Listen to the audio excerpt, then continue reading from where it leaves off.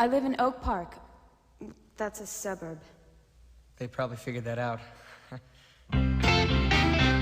So, you used to watch VH1's I Love the 80s? Okay, Jorge Garcia, stand back! Because you can't get enough 1987. Because you're still attending hypnotherapy sessions for your alien encounter. Admit it. This is THR's I Ate the 80s!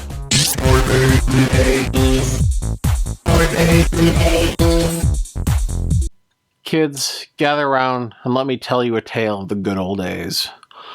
Don't let it be forgot that once there was a spot for one brief shining moment called Saturday morning.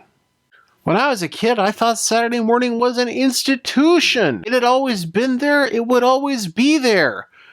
But it wasn't. It was really just something for my generation and the generation preceding it. Saturday morning was already on its last legs by the year 2000. But let me tell you how it worked. There were rules. Saturday morning always started as early as possible with the worst cartoon that you would never get up that early for, like, say, the Snorks or the Little Clowns of Happy Town. And it always ended with a live-action show that nobody wanted to watch. But you watched it anyway. You watched every single one of them until noon, when American Bandstand came on and you finally had to go out and play. What was this terrible live-action show?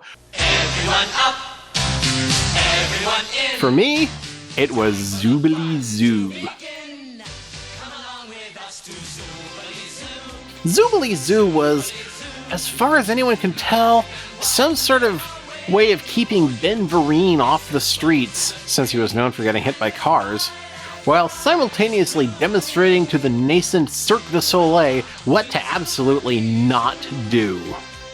Look at this show. It's horrifying. So there's the show. Was there a book? Yes. But not Zoobilee Zoo as you knew it. Zoobilee Zoo as it was meant to be.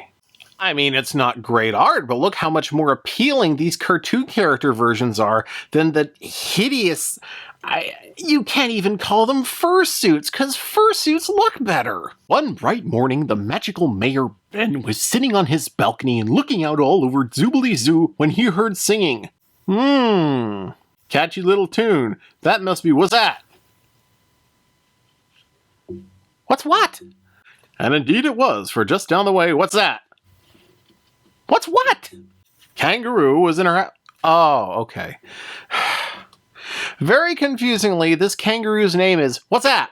She's very aptly named, though. If her last name wasn't Kangaroo, I'd guess she was a squirrel or something. What's that was composing a song with her piano. A special song that she was writing just for Talkatoo. Talkatoo? Talkatoo Cockatoo is the other female character in Zoobilee Zoo. Well, at least this book passes the Bechdel test. Since no notes are provided for this song, I'm going to assume it's supposed to be sung all in one note, Philip Glass style. Best friends till the end, together forever, together we'll weather every bad storm, we'll keep each other warm.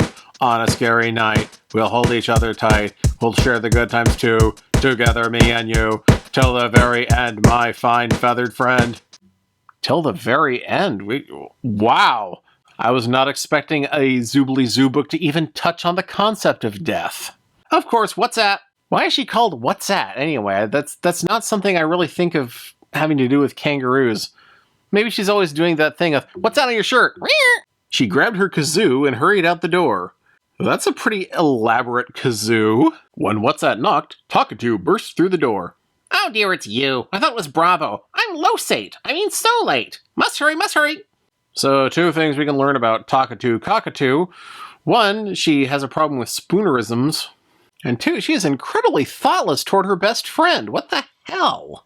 What's That chases Talkatoo all over town, and we get a good look at the town. Okay, so What's That lives in a box with a drum growing out of the side, and a window shaped like an upside-down guitar, for whatever reason. And then there's an art house where you enter through a big palette. And then there's what looks like a woodworking house with a water wheel for a stream that just ends right there. So I don't think that's going to provide any power. Oh, and there's a disembodied arm to use as a handle. How, modern? What's that sat down in front of Bill Derbeaver's house. Her eyes welled up with tears.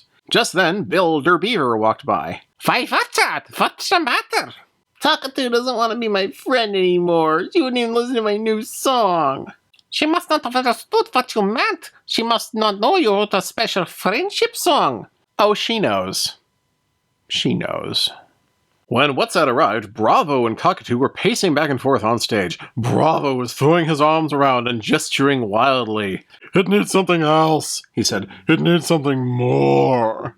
I saw Meet the Feebles. I know what kind of songs foxes want to put into their productions. So Cockatoo once again totally blows her friend off.